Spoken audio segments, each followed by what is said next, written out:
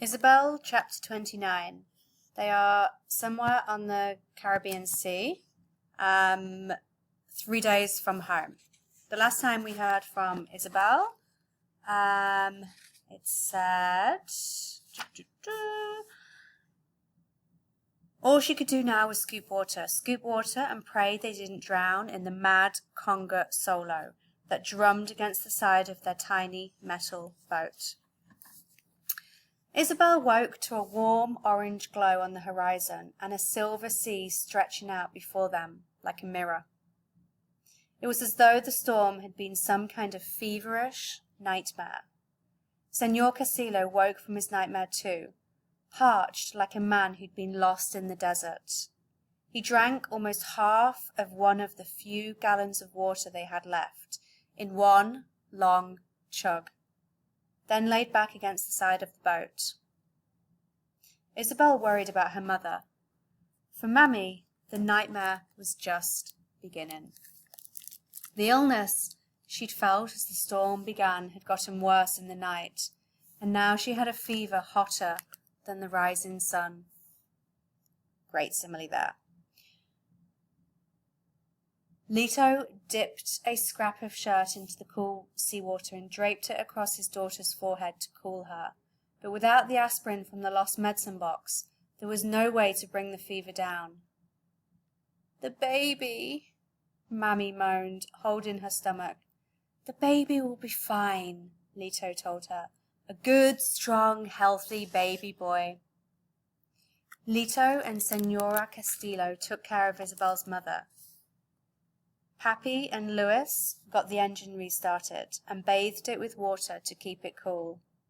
Amara, at the rudder, steered them north now that the sun was in the sky. So, now the sun is up, they know which way is north. Everybody had a job, it seemed, except Isabel and Ivan. Isabel bumped shoulders and stepped on toes as she wobbled her way over to Ivan in the prow of the boat. She sat down beside him with a huff. "I feel useless," she told Ivan. "I know, me too." They sat for a while in silence before Ivan said, "Do you think we'll have to do algebra in our new American school?" "Yes," Isabel laughed. "Will they have political rallies every day at school in the US? Will we have to work in the fields all afternoon?" His eyes went wide. "Do you think we'll have to carry guns to protect us from all the shootings?" "I don't know," Isabel told him. Their teachers told them all the time how homeless people starved in the streets of the US, and how people who couldn't afford to pay for doctors got sick and died, and how thousands of people were killed by guns every year. As happy as she had been to go to El Norte, Isabel suddenly worried that it wouldn't be as magical a place as everybody in the boat believed. "No matter what, I'm glad you came with us," Ivan said. "Now we can live next door to each other forever." Isabel blushed and looked at her feet. She liked that thought too. Castro's face was even more submerged now, which meant they were taking on water. Between the tanker and the storm, the little boat had suffered a pounding, and it had never been very seaworthy to begin with. Señor Castillo had only expected the boat to be on the water for a day, 2 at the most. How much longer would it take them to get to Florida? Remember, they're in their 3rd day now. And where exactly were they? "Hey, is that land?" Ivan asked. He pointed over the side of the boat. Isabel and the others scrambled so quickly to see that the boat tipped dangerously in the water. Yes, Isabel could see it, a long, thin, dark green line along the blue horizon. Land! "Is it Florida?" Ivan asked. It's on the wrong side of the boat to be the US, Lewis said, looking back at the sun, unless we got blown into the Gulf of Mexico overnight. Whatever it is, I'm steering for it, Amara told them. Everyone watched in silence as the green line turned into hills and trees, and the water got clearer and shallower. Isabel held her breath. She had never been so excited in her entire life. Was it really the United States? Had they made it? Amara brought them close to shore, then turned and ran south along it.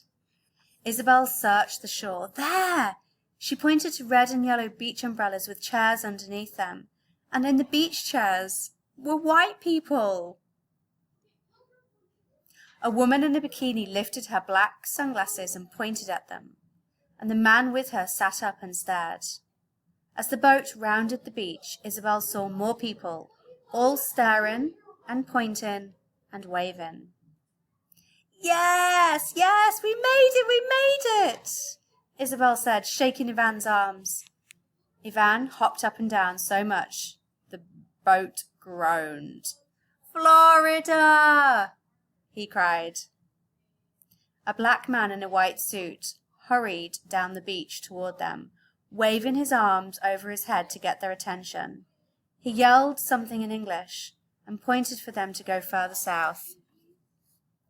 Amara followed the shore around a bend, and the open ocean gave way to a quiet little bay with a long wooden pier. The pier had a little cafe on it with tables and chairs. Fancy two-man sailboats were parked on the beach next to volleyball courts, and more umbrellas and chairs dotted the sand. Isabel's heart leapt. The US was even more of a paradise than she ever imagined. Lewis flipped a switch, and the putter of the engine died. The white people got up from their tables at the bar to help pull them to the dock, and Isabel and the others reached for their hands. Their fingertips were almost close enough to touch when black men in white short-sleeve uniforms pushed their way between the vacationers on the pier and the boat. One of them said something in a language Isabel didn't understand. I think he's asking us if we're from Haiti, Leto said to the others in the boat. We are from Cuba, he said slowly in Spanish to the uniformed men. You're from Cuba? The officer asked in Spanish. Yes, yes, they cried. Where are we? Pappy asked. The Bahamas, the man said. The Bahamas? Isabel's mind went back to the map of the Caribbean on the wall of her schoolroom. The Bahamas were islands to the north and east of Cuba, of Havana, directly above the middle of Cuba. So here's Havana, northeast, directly above Cuba.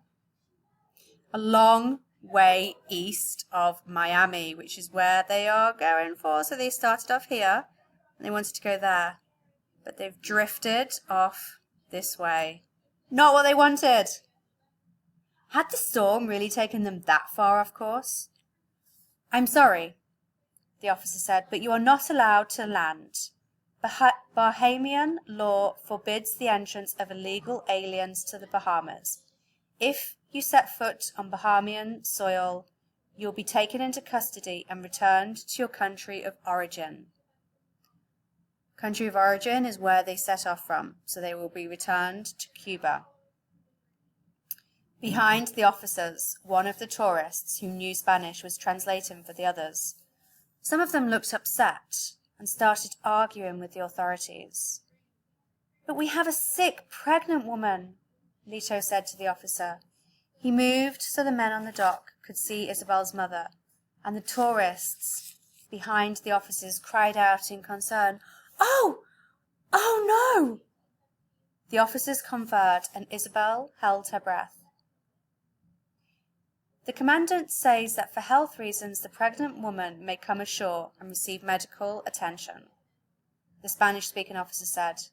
Isabel and Ivan clutched at each other with hope. But she cannot have her baby here.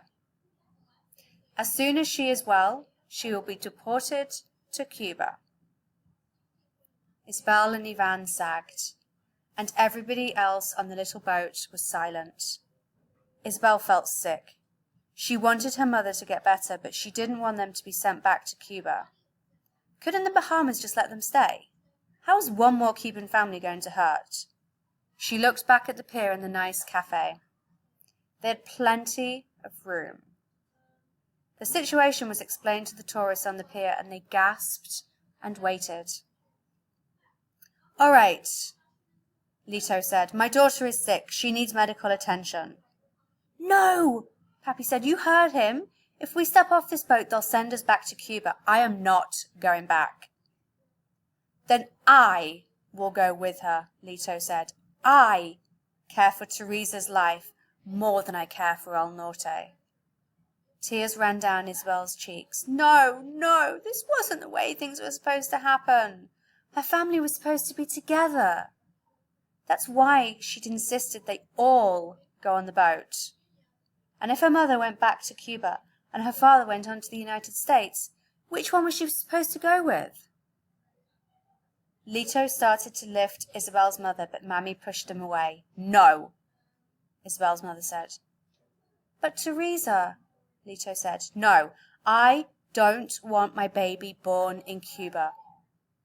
"But you're ill. You can't take another ocean voyage," Lito argued. "I will not go back," Mammy said. She reached up and took her husband's and her daughter's hands. "I will stay with my family." Relieved, Isabel threw herself into her mother's arms. She was surprised when she felt her father kneel down in the boat and hug them both. "It sounds like we're leaving then," Lewis told everyone in the boat. Before they could get the engine restarted, one of the tourists tossed down a bottle of water to Senora Castillo.